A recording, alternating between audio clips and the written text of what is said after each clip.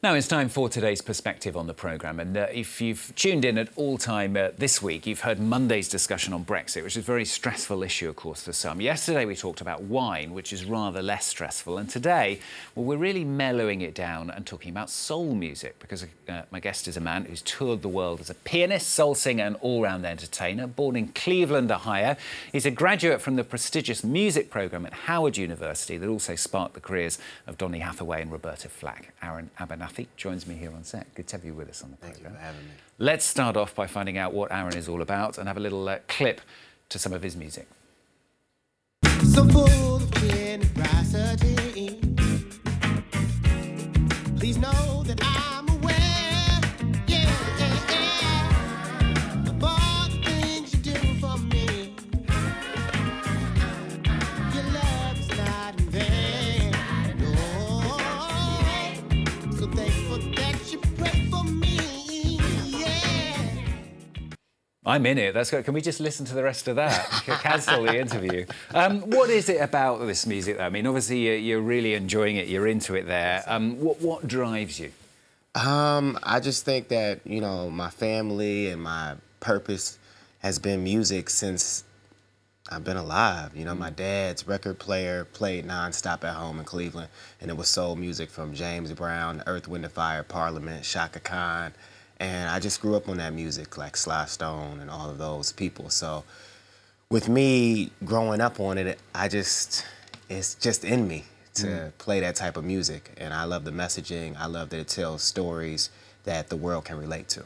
I mean, it's certainly paid off for you, hasn't it? As I said at the top there, you managed to tour around the world. Yes, sir. Yes, sir.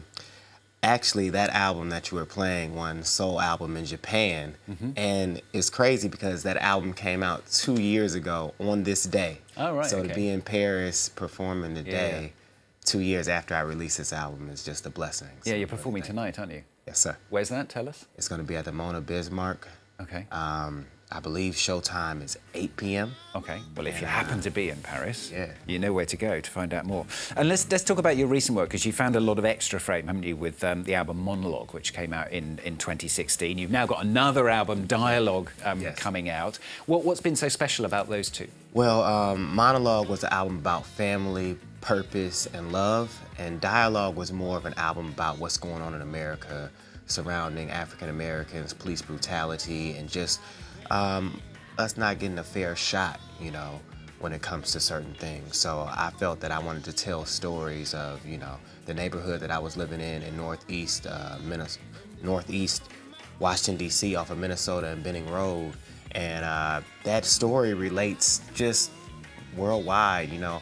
Even here in Paris, you know, there's a lot of people that are overlooked. And, you know, I think being, you know, African-American or just being African around the world, we see that we're often overlooked just because of the color of our skin instead of the content of our character. So I wanted to really just address some of those issues, because I feel that if you're going to be a musician, you have to speak on the times.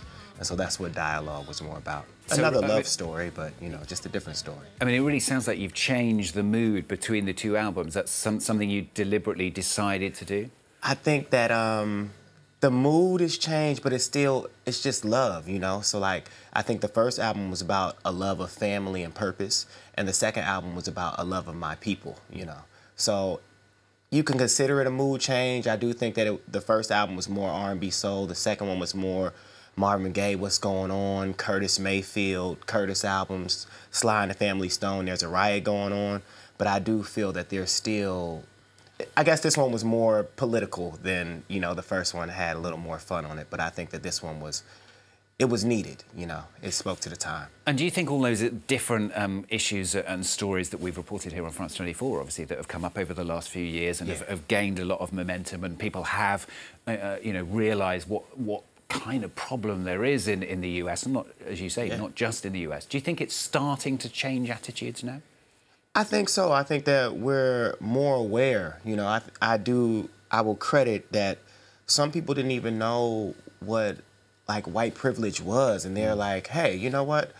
Maybe I wasn't aware of this, and now that I know about it, I'm going to be more conscious of it. So I do think that there's a lot of change from that to even the Me Too movement at home surrounding women, and, you know, there's a lot of change that's happening and a lot of change that needs to happen. So I'm glad to be like a part of that narrative. I mean, social structures do seem to be gradually starting to, I mean, it's just the speed or what kind of speed that's going to happen, isn't it? Yes, You talked about the fact that the music comes from your family. I mean, taking the issues as well seems to come from your family as well, doesn't it? I mean, you're descended from the civil rights leader, the Reverend Ralph David Abernathy, who was a close friend of Martin Luther King as well. Yes. Martin Luther King's best friend in the world.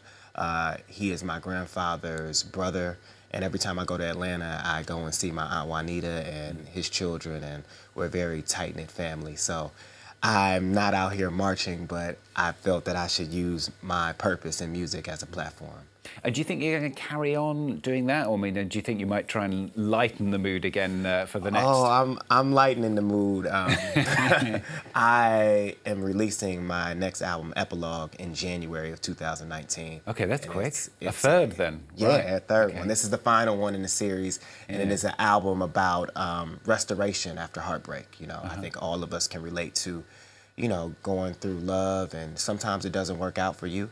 And you have to find ways to restore yourself, heal yourself, and move on and love someone else. So it's a lighter mood. And do you think it's something that you're going to keep doing for the rest of your career? I mean, obviously you've obviously got a little while to go now to keep working, to keep bringing those pennies in. But the music is so in you, if you like. Yes. I plan on continuing to do music and tell our stories and stories of the world that people can relate to. Okay, well, it's great to have you with us on the programme so today. Nice to listen to some of the music as well. It's woken us all up and got us in a good mood for the rest of the day. That's a beautiful thing. Good luck for the concert tonight as well. Thank you.